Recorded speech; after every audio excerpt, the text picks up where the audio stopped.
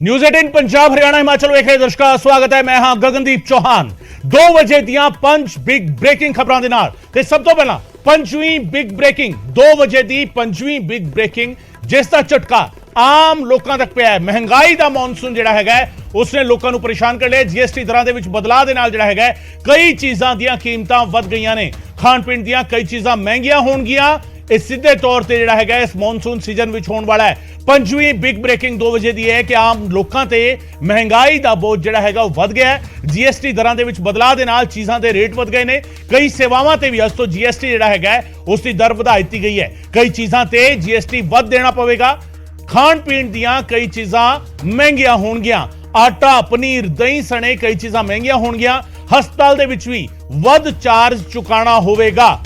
GST ਦੀ ਦਰਾਂ ਜਿਹੜੀਆਂ ਨੇ ਕਈ ਚੀਜ਼ਾਂ ਤੇ ਲਾਗੂ ਕਰ ਦਿੱਤੀਆਂ ਗਈਆਂ ਨੇ। ਕਈ ਚੀਜ਼ਾਂ ਜੀਐਸਟੀ ਦੇ ਦਾਇਰੇ ਵਿੱਚ ਆ ਗਈਆਂ ਨੇ ਔਰ ਇਹ ਸਭ ਕੁਝ ਮਹਿੰਗਾ ਹੋਏਗਾ। ਪਹਿਲਾਂ ਜਿਹੜੇ ਟੈਕਸ ਫ੍ਰੀ ਸੀਗੇ ਪੈਕਡ ਦਹੀਂ, ਲੱਸੀ, ਬਟਰ ਮਿਲਕ, ਹੁਣ 5% ਜੀਐਸਟੀ ਇਹਨਾਂ ਤੇ ਲੱਗ ਜਾਵੇਗਾ।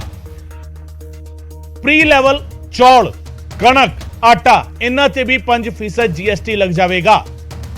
ਯਾਨੀ ਆਟੇ ਦੀ ਜਿਹੜਾ ਪੈਕ ਤੁਸੀਂ ਅੰਦਾਜ਼ਾ ਲਾਓ ਕਿ ਪਹਿਲਾਂ 200 ਰੁਪਏ ਦਾ ਲੈਂਦੇ ਸੀਗੇ, ਹੁਣ ਉਸ ਤੇ 5% ਜੀਐਸਟੀ ਲੱਗ ਕੇ ਉਹ 210 ਰੁਪਏ ਦਾ ਮਿਲੇਗਾ। ਪਹਿਲਾਂ ਜਿਨ੍ਹਾਂ ਤੇ 12% ਜੀਐਸਟੀ ਸੀਗਾ ਉਹਨਾਂ ਤੇ 18% ਜਿਹੜਾ ਹੈਗਾ ਜੀਐਸਟੀ ਲੱਗੇਗਾ। ਇਸ ਦੇ ਵਿੱਚ ਐਲਈਡੀ ਲਾਈਟਸ, ਐਲਈਡੀ ਲੈਂਪ ਜਿਹੜਾ ਹੈਗਾ ਇਸ ਦੇ ਵਿੱਚ ਸ਼ਾਮਿਲ ਨੇ। ਤੇ ਇਸ ਦੇ ਨਾਲ ਜਿਹੜਾ ਹੈਗਾ ਪਹਿਲਾਂ ਜਿਹੜੇ ਜੀਐਸਟੀ ਫ੍ਰੀ ਸੀਗੇ 1000 ਰੁਪਏ ਤੋਂ ਘੱਟ ਦੇ ਹੋਟਲ ਰੂਮ ਇਹਨਾਂ ਤੇ ਜੀਐਸਟੀ ਨਹੀਂ ਸੀ ਲੱਗਦਾ। ਹੁਣ 12% ਜਿਹੜਾ ਹੈਗਾ ਜੀਐਸਟੀ ਲੱਗੇਗਾ। ਯਾਨੀ 1000 ਰੁਪਏ ਦਾ ਜੇਕਰ ਹੋਟਲ ਦਾ ਕਮਰਾ ਹੈਗਾ ਤਾਂ 1120 ਰੁਪਏ ਤੁਹਾਨੂੰ ਉਸ ਦੇ ਲਈ ਦੇਣੇ ਹੋਣਗੇ। 1120 ਰੁਪਏ ਚੋਂ ਕਮਰਾ ਬੁੱਕ ਹੋਵੇਗਾ। ਪਹਿਲਾਂ ਜਿਹੜੇ ਜੀਐਸਟੀ ਫ੍ਰੀ ਸੀਗੇ ਵੇਅਰ ਹਾਊਸ ਦੇ ਵਿੱਚ ਜਿਹੜਾ ਹੈਗਾ ਰੱਖਿਆ ਗਿਆ ਸਮਾਨ ਉਸ ਤੇ ਵੀ ਹੁਣ ਜੀਐਸਟੀ ਲੱਗੇਗਾ।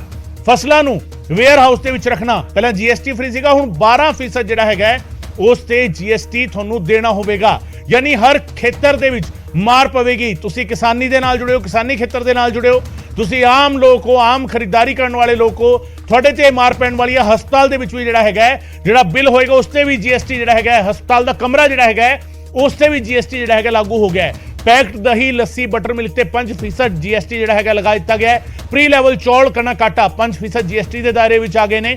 ਇਹ ਸਭ ਕੁਝ ਅੱਜ ਤੋਂ ਮਹਿੰਗਾ ਹੋ ਗਿਆ। ਅੱਜ ਤੋਂ ਇਹ ਜਿਹੜਾ ਮੌਨਸੂਨ ਜਿਹੜਾ ਹੈਗਾ ਇਹ ਮਹਿੰਗਾਈ ਦਾ ਮੌਨਸੂਨ ਜਿਹੜਾ ਹੈਗਾ ਸਾਬਿਤ ਹੋ ਰਿਹਾ ਹੈ। ਬਲੇਡ, ਪੇਪਰ, ਕੈਂਚੀ, ਪੈਨਸਿਲ, ਸ਼ਾਰਪਨਰ ਪਹਿਲਾਂ 12% ਜੀਐਸਟੀ ਸੀਗਾ, 6% ਦਾ ਵਾਧਾ ਹੋ ਗਿਆ, 18% ਜੀਐਸਟੀ ਲੱਗੇਗਾ। ਸਿੱਧੇ ਤੌਰ ਤੇ ਬੱਚਿਆਂ ਦੀ ਪੜ੍ਹਾਈ ਦਾ ਸਮਾਨ ਜਿਹੜਾ ਹੈਗਾ ਉਹ ਸਿੱਧੇ ਤੌਰ ਤੇ ਮਹਿੰਗਾ ਹੋਣ ਜਾ ਰਿਹਾ ਹੈ। ਐਲਈਡੀ ਲਾਈਟਸ, ਐਲਈਡੀ ਲੈਂਪ ਬੇਸ਼ੱਕ ਬਿਜਲੀ ਬਚਾਉਂਦੇ ਨੇ ਪਰ ਤੁਹਾਡੀ ਜੇਬ ਤੇ ਜਿਹੜਾ ਹੈਗਾ ਉਹ ਖਰਚਾ ਵਧਾਣਗੇ। 12% ਜੀਐਸਟੀ ਪਹਿਲਾਂ ਸੀਗਾ, ਹੁਣ 18% ਹੋਏਗਾ। ਪਹਿਲਾਂ 1000 ਰੁਪਏ ਤੋਂ ਘੱਟ ਦੇ ਹੋਟਲ ਰੂਮ ਜੀਐਸਟੀ ਫ੍ਰੀ ਸੀਗੇ, ਹੁਣ 12% ਜੀਐਸਟੀ ਇਸ ਤੇ ਲੱਗੇਗਾ। ਇਸ ਤੋਂ ਇਲਾਵਾ ਵੇਅਰ ਹਾਊਸ ਦੇ ਵਿੱਚ ਸਮਾਨ ਸਟੋਰ ਕਰਨਾ ਜਿਹੜਾ ਹੈਗਾ ਜੀਐਸਟੀ ਜਿਹੜਾ ਸੀਗਾ ਤੇ ਹੁਣ ਜਿਹੜਾ ਹੈਗਾ 12% ਜੀਐਸਟੀ ਲੱਗੇਗਾ। ਇਸ ਦੇ ਨਾਲ ਫਸਲਾਂ ਨੂੰ ਵੇਅਰ ਹਾਊਸ ਵਿੱਚ ਰੱਖਣਾ ਮਹਿੰਗਾ ਹੋ ਗਿਆ, ਜੀਐਸਟੀ 12% ਲੱਗੇਗਾ। ਭੁਪਿੰਦਰ ਮੇਰੇ ਸਹਿਯੋਗੀ ਨਾਭਾ ਤੋਂ ਸਾਡੇ ਨਾਲ ਜੁੜ ਰਹੇ ਨੇ। ਭੁਪਿੰਦਰ, ਲੋਕ ਤੁਹਾਡੇ ਨਾਲ ਖੜੇ ਨੇ ਬਾਜ਼ਾਰ ਦੇ ਵਿੱਚ, ਤੁਹਾਨੂੰ ਤੁਹਾਡੀ ਲੋਕੇਸ਼ਨ ਜਿਹੜੀ ਹੈਗੀ ਹੈ ਸਾਨੂੰ ਨਜ਼ਰ ਆ ਰਹੀ ਹੈ। ਦੁਕਾਨ ਦੇ ਵਿੱਚ ਖੜੇ ਹੋ, ਲੋਕ ਵੀ ਖੜੇ ਨੇ। ਮਹਿੰਗਾਈ ਦੀ ਮਾਰ ਪਹਿਲਾ ਦਿਨ ਲੋਕ ਕੀ ਕਹਿ ਰਹੇ ਨੇ? ਗਗਨ, ਜਿਹੜੀ ਮਹਿੰਗਾਈ ਦੀ ਮਾਰ ਦਿਨੋਂ ਦਿਨ ਵੱਧਦੀ ਜਾ ਰਹੀ ਹੈ ਅਤੇ ਜੋ ਹੁਣ ਜੀਐਸਟੀ ਦਾ ਬੋਝ ਪਿਆ ਇਹਦੇ ਨਾਲ ਲੋਕ ਕਾਫੀ ਖਫਾ ਨੇ, ਕਿਉਂਕਿ ਪਹਿਲੇ ਪੈਟਰੋਲ ਅਤੇ ਡੀਜ਼ਲ, ਉਸ ਤੋਂ ਬਾਅਦ ਨਾਲ ਦੀ ਨਾਲ ਜੋ ਗੈਸ ਸਿਲੰਡਰ ਸੀ ਉਸ ਦੀ ਜਿਹੜੀ ਹੈਗੀ ਮਾਰ ਸਹਿਣੀ ਪਈ ਸੀ ਤੇ ਹੁਣ ਜੋ ਜੀਐਸਟੀ ਦੇ ਦਾਇਰੇ ਵਿੱਚ ਕੁਝ ਪ੍ਰੋਡਕਟ ਲਿਆਂਦੇ ਗਏ ਨੇ ਉਸ ਦੇ ਨਾਲ ਜੋ ਲੋਕਾਂ ਦੀ ਮਹਿੰਗਾਈ ਤੇ ਜੇਬ ਤੇ ਟਾਕਾ ਪਿਆ। ਸਾਡੇ ਨਾਲ ਨਾਭਾ ਨਿਵਾਸੀ ਨੇ, ਉਹਨਾਂ ਨਾਲ ਗੱਲ ਕਰਦੇ ਆ। ਕੀ ਕਹਿਣਾ ਚਾਹੁੰਦੇ ਹੋ ਜੋ ਤੁਹਾਡੀ ਜੇਬ ਹਲਕੀ ਹੋਈ ਆ ਜੀਐਸਟੀ ਦੇ ਦਾਇਰੇ 'ਚ ਕਾਫੀ ਸਮਾਨ ਲਿਆਂਦਾ ਗਿਆ? ਇਹ ਜੋ ਮੋਦੀ ਸਾਹਿਬ ਨੇ ਜੋ ਕੰਮ ਕੀਤਾ ਹੈ ਜੀਐਸਟੀ ਵਾਲਾ ਲਾਇਆ 5% 10% ਅਨਾਜ ਦੇ ਉੱਤੇ, ਲੋਕਾਂ ਉੱਤੇ ਬਹੁਤ ਬੋਝ ਪਊਗਾ। ਬਹੁਤ ਪਹਿਲਾਂ ਹੀ ਮੰਦੇ ਦਾ ਹਾਲਤ ਹੋਇਆ ਪਿਆ, ਇਹਨਾਂ ਨਾਲ ਬਹੁਤ ਕੰਮ ਖਰਾਬ ਹੋਣਾ। ਲੋਕ ਬਹੁਤ ਦੁਖੀ ਹੋ ਰਹੇ ਨੇ ਜੋ ਕਿ ਆਪਣੇ ਜੇਬ ਤੋਂ ਗੁੰਜਾਇਸ਼ ਤੋਂ ਬਾਹਰ ਹੋ ਰਿਹਾ ਕੰਮ ਇਹਨਾਂ ਦਾ। ਇਹ ਮੋਦੀ ਸਾਹਿਬ ਦੇ ਬਹੁਤ ਖਿਲਾਫ ਕੰਮ ਹੈ, ਬਹੁਤ ਵਧੀਆ ਕੰਮ ਨਹੀਂ ਹੈ ਮੋਦੀ ਸਾਹਿਬ ਦਾ। ਇਹ ਜਿਹੜੇ ਰੋਜ਼ ਦੀਆਂ ਚੀਜ਼ਾਂ ਨੇ, ਦੁੱਧ ਹੋ ਗਿਆ, ਪਨੀਰ ਹੋ ਗਿਆ, ਦਹੀਂ ਹੋ ਗਿਆ, ਇਹ ਵੀ ਜੀਐਸਟੀ ਦੇ ਦਾਇਰੇ 'ਚ ਲਿਆਂਦਾ। ਕਿਸ ਤਰ੍ਹਾਂ ਦੇਖਦੇ ਹੋ? ਪਹਿਲੀ 50-60 ਰੁਪਏ ਦੁੱਧ ਸੀ, ਹੁਣ ਕਿੰਨਾ ਲੈਣਾ ਪਏਗਾ ਤੁਹਾਨੂੰ? ਹੁਣ ਮਾਰਾ 100 ਰੁਪਏ ਦੁੱਧ ਦਾ ਭਾਅ ਹੋ ਜਾਣਾ। ਜਿਹੜੇ ਕਿਸਾਨ ਪਹਿਲਾਂ ਸਬਜ਼ੀ ਨਹੀਂ ਮਾਣ ਹੈਗੀ, ਆਟਾ ਨਹੀਂ ਮਾਲ, ਦਾਲਾਂ ਨਹੀਂ ਮਾਣ ਹੈਗੇ, ਕੋਈ ਚੀਜ਼ ਮਾਣ ਨਹੀਂ ਹੈਗੀ। ਦੁਖੀ ਹੋਣ ਵਾਲਾ ਕੰਮ ਹੈ। ਗਰੀਬ ਆਦਮੀ ਕਿੱਥੋਂ ਖਾਊਗਾ? 400 ਰੁਪਏ ਵਾਲੇ ਦਿਹਾੜੀ ਹੈ, ਦਿਹਾੜੀ ਦੇ ਵਿੱਚੋਂ ਕੀ ਕਰੂ ਕੀ ਨਹੀਂ ਕਰੂਗਾ? ਦੁੱਧ ਲਿਜਾਊ, ਸਬਜ਼ੀ ਲਿਜਾਊਗਾ ਜਾਂ ਘਰ ਦੇ ਚੱਕ ਨੂੰ ਪਾਲੂਗਾ? ਮਹਿੰਗਾਈ ਦਵਾਈਆਂ ਮਹਿੰਗੀਆਂ ਨੇ, ਹਰ ਇੱਕ ਚੀਜ਼ ਮਹਿੰਗੀ ਹੈ। ਇੱਥੇ ਰਹਿਣਾ ਕਹਿਣਾ ਔਖਾ ਹੋਇਆ ਪਿਆ। ਮੋਦੀ ਸਾਹਿਬ ਨੂੰ ਚਾਹੀਦਾ ਜੋ ਦੁੱਧ ਦਹੀਂ ਹੈਗੇ ਆ ਇਹਨਾਂ ਨੂੰ ਦਾਇਰੇ ਤੋਂ ਕੱਢ ਕੇ ਬਾਹਰ ਇਹਦੀ ਸੈਟਿੰਗ ਕੀਤੀ ਜਾਵੇ ਕਿਸੇ ਹਿਸਾਬ ਵਿੱਚ। ਤੁਸੀਂ ਕਿਸ ਤਰ੍ਹਾਂ ਦੇਖਦੇ ਹੋ ਜੋ ਹਸਪੀਟਲ ਲਾ ਲਓ ਜਾਂ ਵੱਡੇ ਵੱਡੇ ਛੋਟੇ ਅਦਾਰੇ ਨੇ, ਹੋਰ ਆਮ ਲੋਕ ਨੇ, ਉਹਨਾਂ ਤੇ ਜੇਬ ਤੇ ਕਿਸ ਤਰ੍ਹਾਂ ਅਸਰ ਪਏਗਾ? ਦੇਖੋ ਜਿਹੜੇ ਆਮ ਪੇਸ਼ੈਂਟ ਨੂੰ ਜੋ ਉਹਨਾਂ ਨੂੰ ਪਰ ਰੂਮ ਦਾ ਚਾਰਜ ਕਰਨਾ ਪੈਂਦਾ ਸੀ, ਅਗਰ ਉਹ 5000 ਰੁਪਏ ਪਰ ਰੂਮ ਦਾ ਚਾਰਜ ਕਰਦੇ ਨੇ ਤਾਂ ਉਹਨਾਂ ਦੇ ਉੱਤੇ ਵੀ 12% ਜਿਹੜਾ GST ਦੇਣਾ ਪਏਗਾ। ਤਾਂ ਅਗਰ ਤੁਸੀਂ ਬਾਜ਼ਾਰ ਦੇ ਵਿੱਚ ਜਾ ਕੇ ਆਪਾਂ ਫੁੱਟਵੇਅਰ ਲੈਂਦੇ ਆ ਤਾਂ ਮੋਦੀ ਸਰਕਾਰ ਵੱਲੋਂ 12% ਉਹਨਾਂ ਦੇ ਉੱਤੇ ਵੀ ਜਿਹੜਾ GST ਲਗਾ ਦਿੱਤਾ ਗਿਆ। ਬੈਂਕ ਵੱਲੋਂ ਜੋ ਚੈੱਕ ਜਾਰੀ ਕੀਤੇ ਜਾਂਦੇ ਨੇ, ਉਹ ਬੈਂਕ ਵੀ ਅਗਰ ਅੱਜ ਆਪਾਂ ਨੂੰ ਚੈੱਕ ਦੀ ਸੇਵਾਵਾਂ ਦਿੰਦਾ ਤਾਂ ਉਹ ਵੀ 18% GST ਲਾ ਕੇ ਸਾਨੂੰ ਜਿਹੜੀਆਂ ਸੇਵਾਵਾਂ ਮਿਲਣਗੀਆਂ। ਉਸ ਤੋਂ ਬਾਅਦ ਤੁਸੀਂ ਰੂਟੀਨ ਪ੍ਰੋਡਕਟਾਂ ਤੇ ਆ ਜਾਓ, ਕਣਕ ਲੈ ਲਓ, ਅਨਾਜ ਲੈ ਲਓ, ਦੁੱਧ ਪ੍ਰੋਡਕਟ ਲੈ ਲਓ, 5% ਸਾਨੂੰ ਇਹਨਾਂ ਤੇ ਵੀ ਲੱਗੇਗਾ।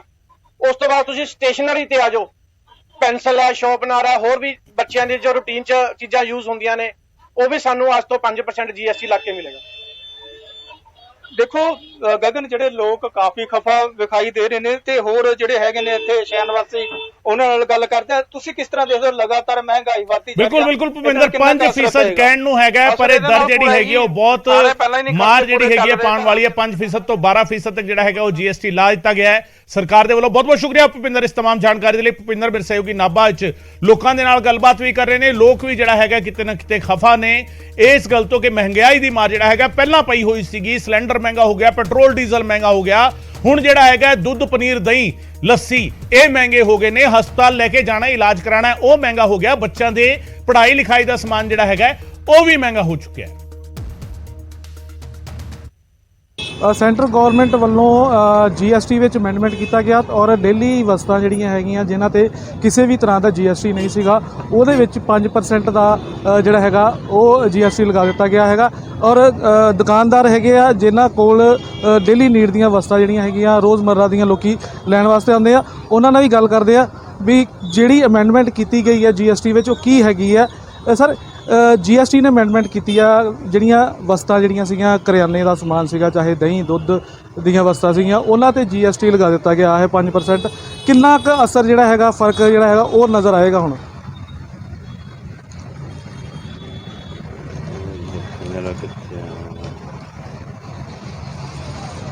ਦੇਖੋ ਜੀ, ਫਰਕ ਤਾਂ ਸਾਰਿਆਂ ਨੂੰ ਹੀ ਪੈਣਾ, ਮੈਂ ਹਰ ਇਨਸਾਨ ਨੂੰ ਫਰਕ ਪੈਣਾ, ਕਿਉਂਕਿ ਇਹ ਪਹਿਲਾਂ ਮਿਲਕ ਪ੍ਰੋਡਕਟਸ ਔਰ ਦਾਲਾਂ ਔਰ ਆਟਾ ਇਹਨਾਂ ਦੇ ਉੱਤੇ ਟੈਕਸ ਫ੍ਰੀ ਸੀ। ਹੁਣ ਸਾਰਿਆਂ ਦੇ ਉੱਤੇ 5% ਲੱਗ ਗਿਆ। ਦੁਕਾਨਦਾਰ ਨੂੰ ਕੋਈ ਫਰਕ ਨਹੀਂ ਪੈਣਾ, ਸਿਰਫ ਕਸਟਮਰ ਨੂੰ ਫਰਕ ਪੈਣਾ। ਮਹਿੰਗਾਈ ਕਸਟਮਰ ਵਾਸਤੇ ਵੱਧ ਗਈ, ਕਸਟਮਰ ਅੱਗੇ ਮਰਿਆ ਦਾ ਉਹ ਹੋਰ ਮਰ ਜਾਏਗਾ। दूध के प्रोडक्ट्स, आटे, ਉਹਨਾਂ ਤੇ 5% ਹੈ ਤੇ ਨਾਲ ਹੀ ਵਿੱਚ ਬਾਅਦ 'ਚ ਲਿਖਿਆ ਤਾਂ ਆ ਗਿਆ ਕਿ ਦਾਲਾਂ ਦੇ ਉੱਤੇ ਵੀ ਹੈ ਤੇ ਉਹਦੇ ਵਿੱਚ ਦਹੀਂ, ਲੱਸੀ, ਚਾਵਲ, ਆਟਾ ਸਮੇਤ ਜ਼ਰੂਰੀ ਚੀਜ਼ਾਂ ਸਭ ਮਹਿੰਗੀਆਂ ਹੋ ਜਾਣਗੀਆਂ। 5% ਦਾ ਰੇਟ ਦਾ ਇਜ਼ਾਫਾ ਹੋ ਜਾਏਗਾ। ਠੀਕ ਹੈ, ਤਾਂ ਬਿਲਕੁਲ ਜਿਹੜੀਆਂ ਚੀਜ਼ਾਂ ਆਮ ਘਰਾਂ ਦੇ ਵਿੱਚ ਲੋਕ ਵਰਤਦੇ ਸੀ, ਚਾਹੇ ਉਹ ਆਟਾ ਸੀਗਾ, ਚਾਹੇ ਉਹ ਦੁੱਧ ਸੀਗਾ, ਚਾਹੇ ਹੋਰ ਸਮਾਨ ਜਿਹੜਾ ਡੇਲੀ ਵਰਤੋਂ 'ਚ ਲਿਆਇਆ ਜਾਂਦਾ ਸੀਗਾ, ਖਾਣ ਪੀਣ ਦਾ ਸਮਾਨ ਸੀਗਾ, ਉਹਦੇ ਉੱਤੇ ਜਿਨ੍ਹਾਂ ਦੇ ਪਹਿਲਾਂ ਟੈਕਸ ਬਿਲਕੁਲ ਜ਼ੀਰੋ ਟੈਕਸ ਸੀਗਾ, ਉਹਨਾਂ ਦੇ 5% ਦੀ ਟੈਕਸ ਜਿਹੜਾ ਉਹ ਲਗਾ ਦਿੱਤਾ ਗਿਆ। ਸਿੱਧੀ ਭਾਸ਼ਾ ਵਿੱਚ ਗੱਲ ਕਰੀਏ, ਜਿਹੜੀ ਚੀਜ਼ 100 ਰੁਪਏ ਦੀ ਆਉਂਦੀ ਸੀਗੀ ਉਹ ਹੁਣ 105 ਰੁਪਏ ਦੀ ਹੋ ਗਈ ਕਿ 5% ਜਿਹੜਾ ਟੈਕਸ ਹੈਗਾ ਉਹ ਲਗਾ ਦਿੱਤਾ ਗਿਆ ਹੈਗਾ। ਬਹੁਤ ਜ਼ਿਆਦਾ ਫਰਕ ਪਏਗਾ ਭਾਜੀ। ਰੋਜ਼ ਡੇਲੀ ਚੀਜ਼ਾਂ ਯੂਜ਼ ਕਰਨ ਵਾਲੀਆਂ, ਖਾਸ ਕਰ ਰਸੋਈ ਦੀਆਂ ਚੀਜ਼ਾਂ ਨੂੰ ਟੈਕਸ 5% ਲਾ ਰਹੇ ਆ। ਇਹ ਕਿੱਥੇ ਦੇਣਗੇ? ਉਹ ਕੀ ਲੇਬਰ ਕੋਟੇ ਵਾਲਾ ਬੰਦਾ ਕੀ ਕਰੇਗਾ ਜਿਹੜਾ 700 ਰੁਪਏ 500 ਰੁਪਏ ਦਿਹਾੜੀ ਕਮਾਉਂਦਾ, 400 ਰੁਪਏ ਕਮਾਉਂਦਾ? ਤੁਹਾਨੂੰ ਕਿੰਨਾ ਕੁ ਫਰਕ ਹੈ ਕਿਉਂਕਿ ਤੁਹਾਡਾ ਪ੍ਰੋਡਕਟ ਜਿਹੜਾ ਸਾਰਾ ਦੁੱਧ ਦੇ ਨਾਲ ਬਣਦਾ? ਫਰਕ ਪਏਗਾ ਹੀ। ਜਿਹੜਾ ਬੰਦਾ ਕੰਜੂਸੀ ਨਾਲ ਜੀਏਗਾ, ਆਪਣੇ ਰਸੋਈ ਦੇ ਕੰਮਾਂ ਕਾਰਾਂ ਨੂੰ ਲੈ ਕੇ ਰੋਏਗਾ, ਉਹ ਸਾਡੇ ਕੋਲ ਆ ਕੇ ਕੁਲਫੀ ਬਿਲਕੁਲ ਤਾਂ ਕਿੱਥੋਂ ਪੀਏਗਾ? ਉਹ ਆਪਣੇ ਘਰ ਦੇ ਨਹੀਂ ਉਹਦੇ ਕੋਲ ਖਰਚੇ ਪੂਰੇ ਹੋਣਗੇ। तरह से विरोध भी जड़ा है तेज हो गया। राहुल गांधी ने केंद्र सरकार से तिखा हमला बोलिया है, ट्वीट करके लिखा है कि वाधू टैक्स कोई नौकरी नहीं। दुनिया ਦੀਆਂ ਸਭ ਤੋਂ ਤੇਜ਼ੀ ਨਾਲ ਵੱਧ ਰਹੀਆਂ ਅਰਥਵਿਵਸਥਾਵਾਂ ਵਿੱਚੋਂ ਇੱਕ ਨੂੰ ਖਤਮ ਕਰਨ ਦੇ ਲਈ ਇਹ ਬੀਜੇਪੀ ਦੀ ਮਾਸਟਰ ਕਲਾਸ ਹੈ।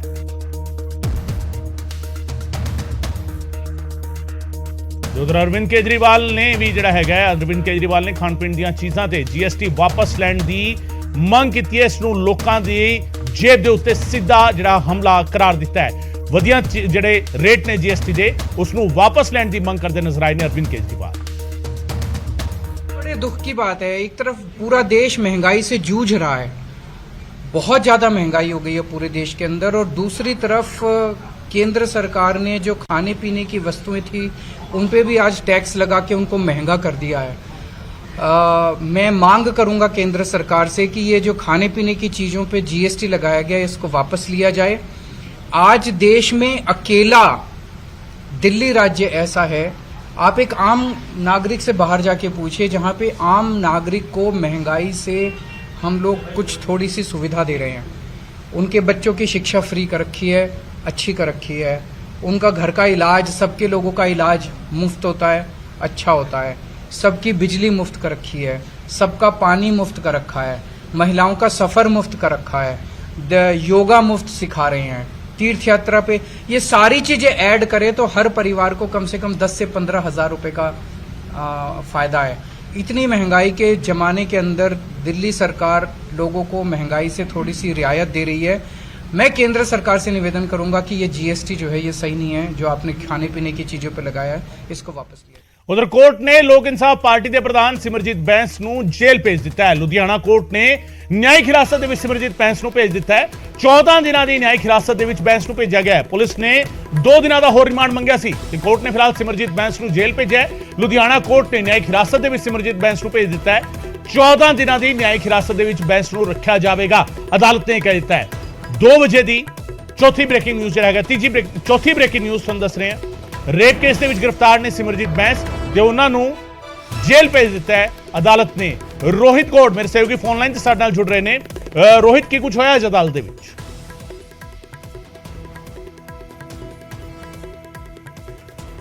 ਰੋਹਿਤ ਜੇਕਰ ਮੇਰੀ ਆਵਾਜ਼ ਤੁਹਾਡੇ ਤੱਕ ਆ ਪਾ ਰਹੀ ਹੈ, ਅੱਜ ਅਦਾਲਤ ਦੇ ਵਿੱਚ ਕੀ ਕੁਝ ਹੋਇਆ ਲੁਧਿਆਣਾ ਵਿੱਚ? ਰੋਹਿਤ ਦੇ ਨਾਲ ਰਾਬਤਾ ਕਾਇਮ ਕਰਨ ਦੀ ਕੋਸ਼ਿਸ਼ ਕਰਾਂਗੇ। ਤੁਹਾਨੂੰ ਦੱਸਦੀ ਹੈ ਕਿ ਰੇਪ ਕੇਸ ਦੇ ਵਿੱਚ ਗ੍ਰਿਫਤਾਰ ਨੇ ਸਿਮਰਜੀਤ बैंस ਤੇ ਸਿਮਰਜੀਤ बैंस ਨੂੰ 14 ਦਿਨਾਂ ਦੀ ਨਿਆਇਕ ਹਿਰਾਸਤ ਤੇ ਭੇਜ ਦਿੱਤਾ ਹੈ। 2 ਵਜੇ ਦੀ ਚੌਥੀ ਬਿਗ ਬ੍ਰੇਕਿੰਗ ਤੁਹਾਨੂੰ ਦੱਸ ਰਹੇ ਹਾਂ।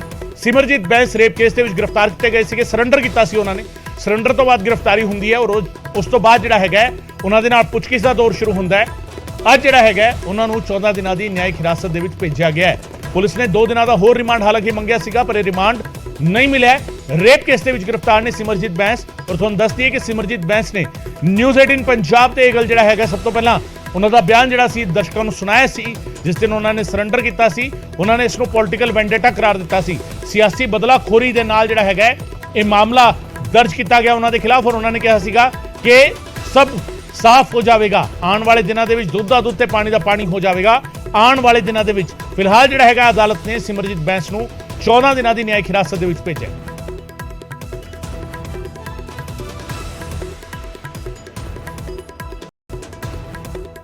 ਰੋਹਿਤ ਗੋੜ ਮੇਰੇ ਸਹਿਯੋਗੀ ਸਾਡੇ ਨਾਲ ਜੁੜ ਰਹੇ ਨੇ। ਰੋਹਿਤ ਦੇ ਨਾਲ ਗੱਲ ਕਰਨ ਦੀ ਕੋਸ਼ਿਸ਼ ਕਰਦੇ ਹਾਂ। ਰੋਹਿਤ ਜੇਕਰ ਮੇਰੀ ਆਵਾਜ਼ ਤੁਹਾਡੇ ਤੱਕ ਆ ਪਾ ਰਹੀ ਹੈ, ਅੱਜ ਕੀ ਹੋਇਆ ਅਦਾਲਤ ਦੇ ਵਿੱਚ?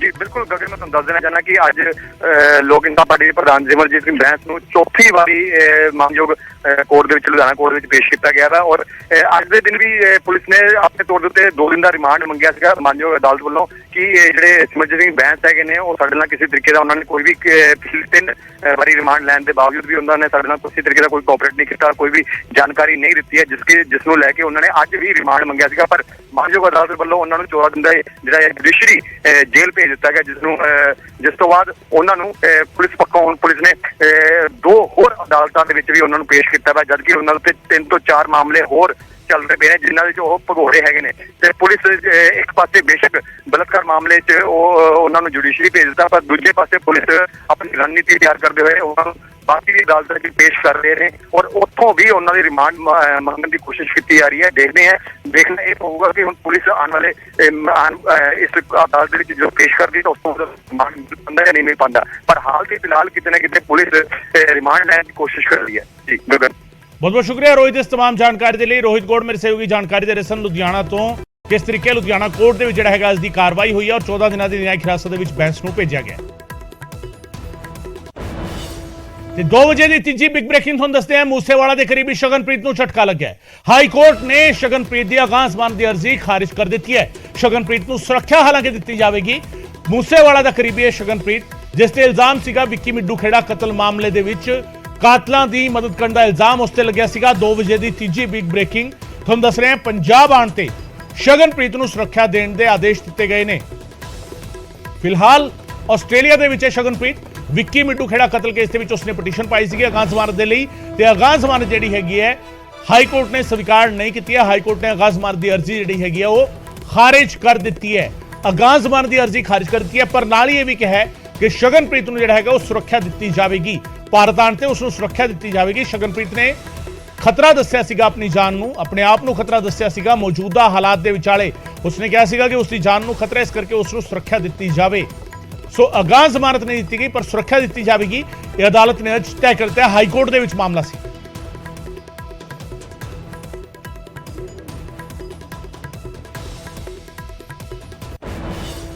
ਉਧਰ ਫਰਾਰ ਸ਼ੂਟਰਾਂ ਦੇ ਮਾਮਲੇ ਦੇ ਵਿੱਚ ਵੱਡਾ ਖੁਲਾਸਾ ਹੋਇਆ ਹੈ। ਸਿੱਧੂ ਮੂਸੇਵਾਲਾ ਦੇ ਕਤਲ ਦੇ ਮਾਮਲੇ ਵਿੱਚ ਫਰਾਰ ਸ਼ੂਟਰਾਂ ਦੇ ਮਾਮਲੇ ਵਿੱਚ ਵੱਡਾ ਖੁਲਾਸਾ ਹੋਇਆ ਹੈ ਕਿ ਕਈ ਦਿਨਾਂ ਤੱਕ ਤਰਨਤਾਰਨ ਦੇ ਵਿੱਚ ਲੁਕੇ ਰਹੇ ਸਨ ਮਨੂ ਕੁਸਾ ਤੇ ਜਗਰੂਪ ਰੂਪਾ। ਇਹ ਆਪਣੇ ਆਪ ਵਿੱਚ ਵੱਡਾ ਖੁਲਾਸਾ ਜਿਹੜਾ ਹੈਗਾ ਸਿੱਧੂ ਮੂਸੇਵਾਲਾ ਕਤਲकांड ਮਾਮਲੇ ਦੇ ਵਿੱਚ 2 ਸ਼ੂਟਰ ਜਿਹੜੇ ਫਰਾਰ ਸੀਗੇ ਮਨੂ ਕੁਸਾ ਤੇ ਜਗਰੂਪ ਰੂਪਾ, ਦੋਵਾਂ ਦੇ ਬਾਰੇ ਜਿਹੜਾ ਹੈਗਾ ਇੱਕ ਵੱਡਾ ਖੁਲਾਸਾ ਹੋਇਆ ਹੈ। ਦੋਵੇਂ ਜਿਹੜਾ ਹੈਗਾ ਵੱਡੇ ਗੈਂਗਸਟਰ ਦੇ ਫਾਰਮ ਹਾਊਸ ਦੇ ਵਿੱਚ ਠਹਿਰੇ ਸੀ। ਇਹ ਖੁਲਾਸਾ ਆਪਣੇ ਆਪ ਵਿੱਚ ਹੋ ਰਿਹਾ ਇਸ ਵੇਲੇ ਤੁਹਾਨੂੰ ਦੱਸ ਦਈਏ। ਮਨੂ ਕੁਸਾ ਤੇ ਜਗਰੂਪ ਰੂਪਾ ਦੀ ਸੀਸੀਟੀਵੀ ਤਸਵੀਰਾਂ ਸਾਹਮਣੇ ਆਈਆਂ ਸਨ ਤੇ 21 ਜੂਨ ਨੂੰ ਮੋਗਾ ਦੇ ਪਿੰਡ ਸਮਾਲਸਰ ਦੇ ਵਿੱਚ ਇਹ ਦੋਵੇਂ ਨਜ਼ਰ ਆਏ ਸੀਗੇ। ਬਾਈਕ ਤੇ ਫਰਾਰ ਹੁੰਦੇ ਨਜ਼ਰ ਆਏ ਸੀਗੇ। 2 ਵਜੇ ਦੀ ਦੂਜੀ ਬਿਗ ਬ੍ਰੇਕਿੰਗ ਤੁਹਾਨੂੰ ਦੱਸ ਰਹੇ ਹਾਂ। ਵੱਡਾ ਖੁਲਾਸਾ ਜਿਹੜਾ ਸਿੱਧੂ ਮੂਸੇਵਾਲਾ ਦੇ ਕਤਲकांड ਦੇ ਮਾਮਲੇ ਵਿੱਚ ਜਿਹੜਾ ਹੈਗਾ ਹੋਇਆ ਹੈ। ਸਿੱਧੂ ਮੂਸੇਵਾਲਾ ਦੇ ਕਤਲकांड ਤੋਂ ਬਾਅਦ ਜਿਹੜਾ ਇਹ ਫਰਾਰ ਹੋਏ ਸੀਗੇ 2 ਸ਼ਾਰਪ ਸ਼ੂਟਰ ਮਨੂ ਕੁਸਾ ਤੇ ਜਗਰੂਪ ਰੂਪਾ। ਪਹਿਲਾਂ ਇਹਨਾਂ ਦੀ ਸੀਸੀਟੀਵੀ ਫੁਟੇਜ ਤੁਹਾਨੂੰ ਦਿਖਾਈ ਸੀਗੀ ਜਿਸ ਦੇ ਵਿੱਚ ਮੋਗਾ ਦੇ ਪਿੰਡ ਸਮਾਲਸਰ ਦੇ ਵਿੱਚ ਨਜ਼ਰ ਆਏ ਸੀਗੇ ਬਾਈਕ ਤੇ ਫਰਾਰ ਹੁੰਦੇ ਹੋਏ। ਤੇ ਹੁਣ ਜਿਹੜੀ ਜਾਣਕਾਰੀ ਮਿਲ ਰਹੀ ਹੈ ਇਹ ਤਰਨਤਾਰਨ ਦੇ ਵਿੱਚ ਕਿਸੇ ਗੈਂਗਸਟਰਸ ਦੇ ਫਾਰਮ ਹਾਊਸ ਦੇ ਵਿੱਚ ਲੁਕੇ ਹੋਏ ਸੀ। ਸਾਡੇ ਸਹਿਯੋਗੀ ਮਨੋਜ ਰਾਠੀ ਫੋਨ ਲਾਈਨ ਤੇ ਸਾਡੇ ਨਾਲ ਜੁੜ ਰਹੇ ਨੇ। ਮਨੋਜ, ਅਹਿਮ ਜਾਣਕਾਰੀ, ਤਰਨਤਾਰਨ ਦੇ ਵਿੱਚ ਰੁਕੇ ਸੀਗੇ ਦੋਵੇਂ ਸ਼ੂਟਰ। ਬਿਲਕੁਲ ਗਗਨ, ਹੁਣ ਕਈ ਜਿਹੜੇ ਚੀਜ਼ਾਂ ਉਹ ਖੁੱਲਦੀਆਂ ਨਜ਼ਰ ਆ ਰਹੀਆਂ ਹਨ। ਪੁਲਿਸ ਸੋਰਸਿਸ ਨੇ ਸਾਨੂੰ ਜਾਣਕਾਰੀ ਦਿੱਤੀ ਹੈ ਕਿ ਇਹ ਜਿਹੜੇ ਦੋਨੋਂ ਸ਼ਾਰਪ ਸ਼ੂਟਰਸ ਨੇ ਰੂਪਾ ਤੇ ਮਨੂ, ਇਹ ਦੋਨੋਂ ਦੀ ਭਾਲ ਕੀਤੀ ਜਾ ਰਹੀ ਹੈ। ਬੜੀ ਹੈਰਾਨ ਕਰ ਦੇਣੇ ਵਾਲੀ ਗੱਲ ਇਹਦੇ ਵਿੱਚ ਇਹ ਹੈ ਕਿ ਹਜੇ ਤੱਕ ਗ੍ਰਿਫਤਾਰੀ ਨਹੀਂ ਹੋਈ, ਲੇਕਿਨ ਉਹ ਪੰਜਾਬ 'ਚ ਵੱਖ-ਵੱਖ ਜ਼ਿਲ੍ਹਿਆਂ 'ਚ ਕਿਤੇ ਨਾ ਕਿਤੇ ਉਹ ਰਹੇ ਹੈ, ਸਟੇ ਉਹਨਾਂ ਨੂੰ ਕਰਾਇਆ ਗਿਆ ਹੈ। ਹੁਣ ਤੱਕ ਦੀ ਜਿਹੜੀ ਇਨਫੋਰਮੇਸ਼ਨ ਆ ਰਹੀ ਹੈ, ਜਿਹੜੇ ਪੁਲਿਸ ਸੋਰਸਿਸ ਸਾਨੂੰ ਦੱਸ ਰਹੇ ਹੈ ਕਿ ਉਹ ਤਰਨਤਾਰਨ 'ਚ ਵੀ ਰਹੇ ਹੈ। ਤੇ ਕਿੱਥੇ ਰਹੇ ਹੈ? ਇੱਕ ਵੱਡੇ ਗੈਂਗਸਟਰ ਦੇ ਫਾਰਮ ਹਾਊਸ 'ਚ ਉਹਨਾਂ ਨੂੰ ਰੱਖਿਆ ਗਿਆ। ਇਹ ਵੀ ਹੁਣ ਤੱਕ ਦੀ ਜਿਹੜੀ ਪੁਲਿਸ ਦੇ ਸੋਰਸਿਸ ਦੱਸ ਰਹੇ ਨੇ ਕਿ ਕਾਫੀ ਦਿਨ ਉਹ ਇੱਕ ਗੈਂਗਸਟਰ ਜਿਹੜਾ ਇੱਕ ਬਦਮਾਸ਼ ਹੈ, ਉਹਦਾ ਇੱਕ ਤਰਨਤਾਰਨ ਨੇੜੇ ਇੱਕ ਫਾਰਮ ਹਾਊਸ ਹੈ ਜਿੱਥੇ ਉਹ ਸਟੇ ਕਰਦੇ ਸੀ। ਤੇ ਹੁਣ ਹਾਲਾਂਕਿ ਉੱਥੇ ਇਹ ਵੀ ਪਤਾ ਲੱਗਿਆ ਹੈ ਕਿ ਆਸ-ਪਾਸ ਉੱਥੇ ਜਿਹੜਾ ਹੈਗਾ ਪੁਲਿਸ ਨੇ ਵੀ ਰੇਡ ਕੀਤੀ ਸੀ, ਦਿੱਲੀ ਦੀ ਸਪੈਸ਼ਲ ਸੈੱਲ ਨੇ ਵੀ, ਪੰਜਾਬ ਪੁਲਿਸ ਲਗਾਤਾਰ ਰੇਡ ਕਰ ਰਹੀ ਸੀ। ਬੜੀ ਹੈਰਾਨ ਕਰ ਦੇਣੇ ਵਾਲੀ ਗੱਲ ਹੈ ਕਿ ਪੁਲਿਸ ਜਦ ਪਹੁੰਚਦੀ ਸੀ ਤਾਂ ਉੱਥੋਂ ਫਰਾਰ ਹੋ ਜਾਂਦੇ ਸੀ, ਯਾਨੀ ਕਿ ਪੁਲਿਸ ਦੇ ਹੱਥ ਹਜੇ ਤੱਕ ਨਹੀਂ ਲੱਗੇ ਹੋ। ਤੇ ਹੁਣ ਇਹ ਫਾਰਮ ਹਾਊਸ ਕਿਹੜੇ ਗੈਂਗਸਟਰ ਦਾ ਹੈ, ਕਿੰਨੇ ਦਿਨ ਉਹਨਾਂ ਨੇ ਪਨਾਹ ਦਿੱਤੀ ਹੈ, ਸਾਰੀ ਚੀਜ਼ਾਂ ਨੂੰ ਲੈ ਕੇ ਹੁਣ ਪੁਲਿਸ ਜਿਹੜੀ ਹੈ ਉਹ ਆਪਣਾ ਕੰਮ ਕਰ ਰਹੀ ਹੈ। ਹਾਲਾਂਕਿ ਜਿਹੜਾ ਇਹ ਆਪਰੇਸ਼ਨ ਕੀਤਾ ਜਾ ਰਿਹਾ ਹੈ, ਜਿਹੜਾ ਕੀਤੀ ਜਾ ਰਹੀ ਹੈ ਬੜੇ ਹੀ ਕੌਨਫੀਡੈਂਸ਼ੀਅਲ ਤਰੀਕੇ ਨਾਲ ਕਿ ਆਖਿਰ ਜਿਹੜੇ ਗੈਂਗਸਟਰ ਨੇ, ਜਿਹੜੇ ਸ਼ਾਰਪ ਸ਼ੂਟਰ ਨੇ ਮਨੂ ਕੁਸਾ ਤੇ ਜਗਰੂਪ ਰੂਪਾ, ਉਹਨਾਂ ਨੂੰ ਕਿਸ ਤਰ੍ਹਾਂ ਪਤਾ ਲੱਗ ਜਾਂਦਾ ਸੀਗਾ ਕਿ ਪੁਲਿਸ ਆਉਣ ਵਾਲੀ ਹੈ। ਆਪਣੇ ਆ ਜਿਹੜੇ ਠਿਕਾਣੇ ਹੈ ਉਹ ਲਗਾਤਾਰ ਚੇਂਜ ਕਰ ਰਹੇ, ਆਪਣੇ ਜਿਹੜੇ ਠਿਕਾਣੇ ਹੈ ਉਹ ਲਗਾਤਾਰ ਚੇਂਜ ਕਰ ਰਹੇ। ਤੇ ਇਸ ਕਰਕੇ ਹੁਣ ਪੁਲਿਸ ਜਿਹੜੀ ਹੈਗੀ ਉਹ ਪੂਰਾ ਇਨਵੈਸਟੀਗੇਸ਼ਨ ਕਰ ਰਹੀ ਹੈ। ਜਿਹੜੇ ਵੀ ਉਹਨਾਂ ਨੇ ਸਟੇ ਕੀਤੀ ਹੈ ਉੱਥੇ ਵੀ ਹੁਣ ਪੁਲਿਸ ਲਗਾਤਾਰ ਦਬਿਸ਼ ਦੇ ਰਹੀ ਹੈ, ਲੇਕਿਨ ਹਜੇ ਵੀ ਪੁਲਿਸ ਨੂੰ ਕਾਮਯਾਬੀ ਇਸ ਪੂਰੇ ਮਾਮਲੇ 'ਚ ਨਹੀਂ ਮਿਲੀ ਹੈ। ਗਗਨ, ਕੋਈ ਕਾਮਯਾਬੀ ਫਿਲਹਾਲ ਪੁਲਿਸ ਨੂੰ ਇਸ ਮਾਮਲੇ ਵਿੱਚ ਨਹੀਂ ਮਿਲੀ ਹੈ। ਪੁਲਿਸ ਜਿਹੜੀ ਹੈਗੀ ਹੈ, ਜਿਹੜੇ ਸੁਰਾਗ ਮਿਲ ਰਹੇ ਨੇ ਉਹਨਾਂ ਦੇ ਨਾਲ ਕੜੀਆਂ ਤਾਂ ਜੋੜ ਰਹੀ ਹੈ। ਤਰਨਤਾਰਨ ਦੇ ਵਿੱਚ ਕਿਸੇ ਗੈਂਗਸਟਰਸ ਦੇ ਫਾਰਮ ਹਾਊਸ ਦੇ ਵਿੱਚ ਰੁਕੇ ਸੀਗੇ ਮਨੂ ਕੁਸਾ ਤੇ ਜਗਰੂਪ ਰੂਪਾ। ਮਨੋ, ਚੈਲੰਜ ਜਿਹੜਾ ਹੈਗਾ ਪੁਲਿਸ ਦੇ ਲਈ ਵੱਡਾ ਹੁੰਦਾ ਜਾ ਰਿਹਾ ਹੈ। ਜੇਕਰ ਦਿੱਲੀ ਪੁਲਿਸ ਪਹਿਲਾਂ ਆ ਕੇ ਉਸ ਫਾਰਮ ਹਾਊਸ ਤੇ ਰੇਡ ਕਰਕੇ ਜਾ ਚੁੱਕੀ ਹੈ ਤਾਂ ਪੰਜਾਬ ਪੁਲਿਸ ਦੇ ਲਈ ਅੱਜ ਦੀ ਘੜੀ ਵਿੱਚ ਇਹ ਸੀਸੀਟੀਵੀ ਫੁਟੇਜ ਹਾਸਿਲ ਹੋਣਾ ਔਰ ਇਸ ਕੜੀ ਦਾ ਜੁੜਨਾ ਕਿੰਨਾ ਅਹਿਮ ਹੁੰਦਾ ਹੈ? देखो गगन, बहुत अहम हो जाता है। तो पंजाब पुलिस वास्ते भी एक बहुत बड़ा चैलेंज है। क्यों चैलेंज किस करके है कि 29 मई तो लैके जे हुण तक की गल करिए, जो मनु कुसा है क्योंकि काफी अहम भूमिका उसकी रही है, मुख्य जिहड़ा कह सकते कि मेन शार्प शूटर रहा है मनु कुसा। सब तो पहला इन्हें गोली चलाई सी सिद्धू मूसेवाले ते जगरूप रूपा इस करके अहम है कि वो सारी प्लैनिंग तो लैके, रैकी तो लैके, वारदात को अंजाम देने तो लैके, गोल्डी बराड़ दे नाल बार-बार गल करन तो लैके बहुत अहम ਇਹ ਵੀ ਉਹਦੇ ਵਿੱਚ ਪੂਰੀ ਵਾਰਦਾਤ 'ਚ ਰਹੀ ਹੈ। ਮਨੂ ਕੁੱਸਾ ਤੇ ਜਗਰੂਪ ਰੂਪਾ ਦੀ, ਤੇ ਦੋਨੋਂ ਹੀ ਹਜੇ ਫਰਾਰ ਦੱਸੇ ਜਾ ਰਹੇ।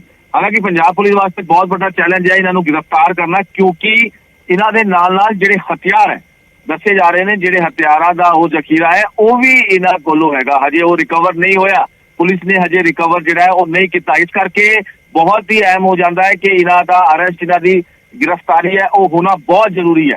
लेकिन इन्ने दिन एक पंजाब च रहे, इन्ने दिन इन्होंने अपने ठिकाने बदले, ते आखिर पुलिस किथे, इंटेलिजेंस किथे पुलिस का इतने जरूर फेलियर कह सकते हैं कि आखिर ਇਹ गिरफ्तार क्यों नहीं हुए इन्ने दिन। ये सवाल अपने आप में बरकरार है। बहुत बहुत शुक्रिया मनोज इस तमाम जानकारी के लिए। मनोज राठी मेरे सहयोगी जानकारी दे रहे सन कि जिस तरीके ये गैंगस्टर पंजाब दे विच रहे ने और इन्हां दी गिरफ्तारी नहीं हो सकी, वो अपने आप विच वड्डा चैलेंज किते ना किते पंजाब पुलिस दे लई है। इन्हां दोवां नूं गिरफ्तार कदों तक कीता जांदा है, ये अपने आप विच वड्डा चैलेंज है।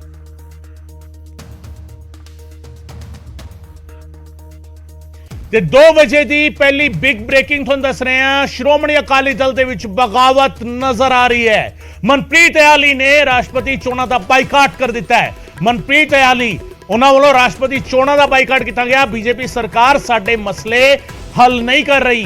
ਅਕਾਲੀ ਦਲ ਦੇ ਵਿੱਚ ਬਗਾਵਤ ਹੋਈ ਹੈ। ਪਾਰਟੀ ਨੇ ਮੇਰੇ ਤੋਂ ਕੋਈ ਸਲਾਹ ਨਹੀਂ ਲਈ। ਤੁਹਾਨੂੰ ਦੱਸਦੀਏ ਸ਼੍ਰੋਮਣੀ ਅਕਾਲੀ ਦਲ ਨੇ द्रौपदी मुर्मू ਨੂੰ ਸਪੋਰਟ ਕੀਤਾ ਸੀਗਾ। ਬੀਜੇਪੀ ਸਰਕਾਰ ਸਾਡੇ ਮਸਲੇ ਹੱਲ ਨਹੀਂ ਕਰ ਰਹੀ। ਪਾਰਟੀ ਲੀਡਰਸ਼ਿਪ ਜਿਹੜੀ ਹੈਗੀ ਹੈ ਉਸ ਨੂੰ ਲੈ ਕੇ ਸਵਾਲ ਖੜੇ ਹੋਏ ਨੇ ਔਰ ਸਵਾਲ ਖੜੇ ਕਰਨ ਵਾਲੇ ਮਨਪ੍ਰੀਤ ਇਆਲੀ ਨੇ।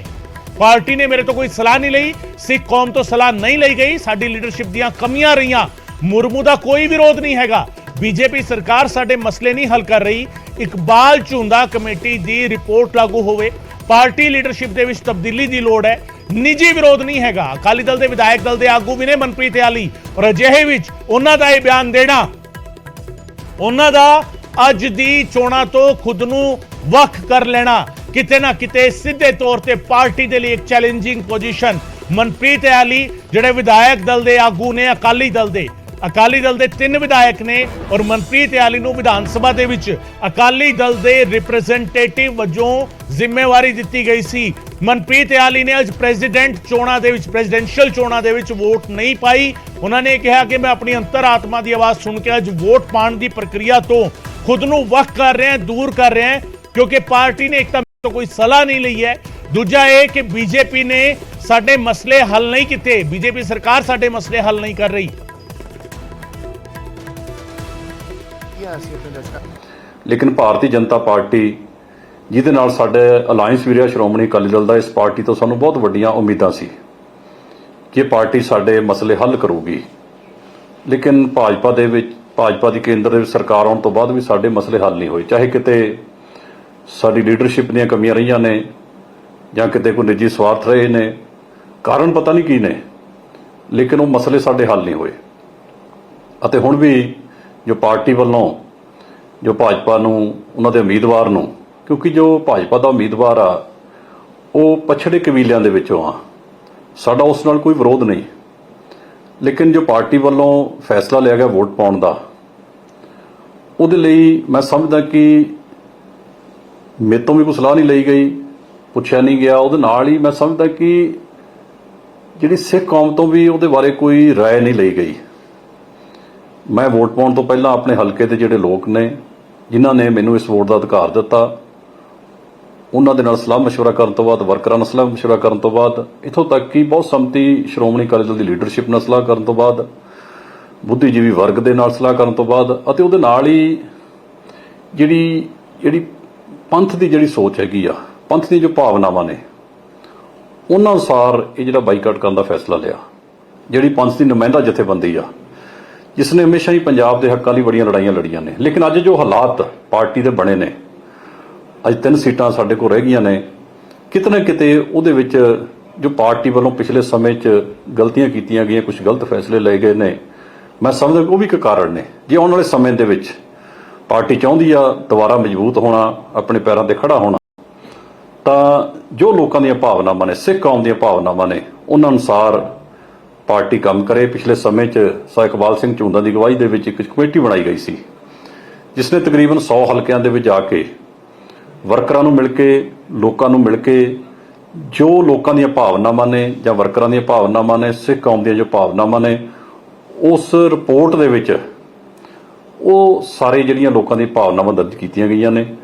ਜੇ ਉਸ ਰਿਪੋਰਟ ਤੇ ਅਮਲ ਹੁੰਦਾ, ਉਸ ਨੂੰ ਲਾਗੂ ਕੀਤਾ ਜਾਂਦਾ, ਤਾਂ ਮੈਂ ਸਮਝਦਾ ਕਿ ਆਉਣ ਵਾਲੇ ਸਮੇਂ ਦੇ ਵਿੱਚ ਜਿਹੜੀ ਪਾਰਟੀ ਹੈਗੀ ਆ, ਜੇ ਪਾਰਟੀ 'ਚ ਤਬਦੀਲੀਆਂ ਜਿਹੜੀਆਂ ਲੀਡਰਸ਼ਿਪ ਤਬਦੀਲੀਆਂ ਨੇ ਜਿਹੜੀਆਂ ਲੈ ਜਾਣ, ਤਾਂ ਮੈਂ ਸਮਝਦਾ ਕਿ ਜਿਹੜੀ ਪਾਰਟੀ ਆਉਣ ਵਾਲੇ ਸਮੇਂ ਦੇ ਵਿੱਚ ਮਜ਼ਬੂਤ ਹੋ ਸਕਦੀ ਹੈ। ਤੇ ਵਕਤ ਫਿਲਹਾਲ ਇੱਕ ਛੋਟੇ ਬ੍ਰੇਕ ਦਾ, ਬ੍ਰੇਕ ਤੋਂ ਬਾਅਦ ਵੀ ਖਬਰਾਂ ਦਾ ਸਿਲਸਿਲਾ ਜਾਰੀ ਰਹੇਗਾ।